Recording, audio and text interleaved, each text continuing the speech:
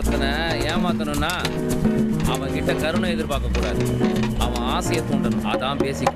இந்த ஒற்றை வசனத்தை ஆதாரமாக வைத்துதான் ஏராளமான காந்திபுகள் நிஜத்தில் பலரை ஏமாற்றி கல்லாகட்டி வருகின்றனர்.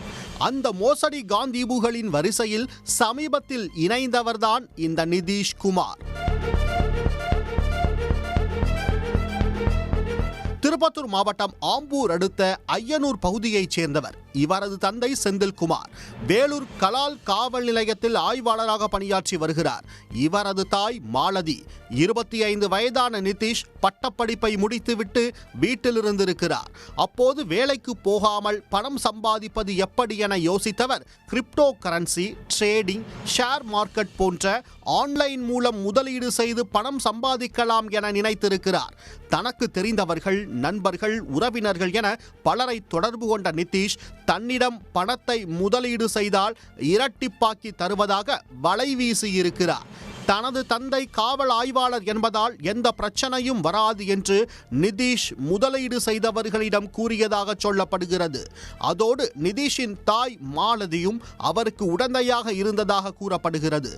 ஏராளமானோர் நிதிஷிடம் பணம் கொடுத்ததாகவும் சொல்லப்படுகிறது. பட்டப்படிப்பை முடித்த நிதிஷ் டெல்லிக்கு சென்று UPSC தேர்வு எழுத ஆயத்தமாகி உள்ளார்.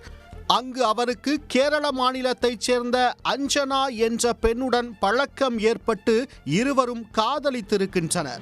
அதன் தொடர்ச்சியாக கேலக்ஸி ட்ரேட் என்ற ட்ரேடிங் நிறுவனத்தை ஆரம்பித்து அதற்கு MDயாக அஞ்சனாவை அமர வைத்து அழகு பார்த்து அந்த கம்பெனியில் ஏராளமானோரை முதலீடு செய்ய வைத்திருக்கிறார் நிதிஷ்.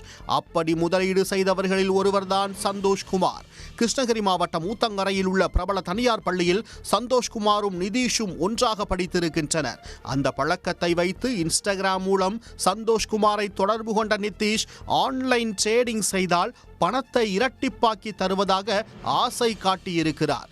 இதே பாணியில் விக்னேஷ், வித்யாசாகர், பிரேம்குமார் ஆகிய பள்ளி நண்பர்களிடமும் பணத்தை முதலீடு செய்யுமாறு கூறியிருக்கிறார்.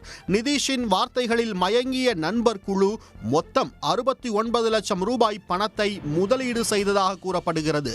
ஆனால் நிதிஷ் கூறியது போல எந்த விதமான ரிட்டனும் அவர்களுக்கு கொடுக்கப்படவில்லை என சொல்லப்படுகிறது. பணம் கொடுத்து 1 வருடம் கடந்த நிலையில் ஏமாற்றப்பட்டதை உணர்ந்த சந்தோஷ்குமார் திருப்பத்தூர் மாவட்ட குற்றப்பிரிவு போலீசாரிடம் புகார் அளித்திருக்கிறார். அந்த புகாரின் அடிப்படையில் போலீசார் விசாரணை நடத்த அவரது வீட்டுக்கு சென்றுள்ளனர். நிதிஷ்குமார் வீட்டில் இல்லை. ஏற்கனவே நிலுவையில் உள்ள மோசடி வழக்கு தொடர்பான விசாரணைக்கு சென்னையில் உள்ள நீதிமன்றத்துக்கு சென்றதாக தெரிகிறது. இந்த மோசடிக்கு நிதிஷின் தாயார் மாலதிக்கும் தொடர்பு இருப்பதால் போலீசார் அவரை விசாரணைக்காக அழைத்து சென்றனர். அப்போது அவர் மயங்கி விழுந்துள்ளார். இதனால் அவரை திருப்பத்தூர் அரசு மருத்துவமனையில் சிகிச்சைக்காக சேர்த்திருக்கின்றனர். பிறகு தாய், மகன் இருவரையும் கைது செய்த போலீசார் நீதிமன்றத்தில் ஆஜர்படுத்தி சிறையில் அடைத்திருக்கின்றனர்.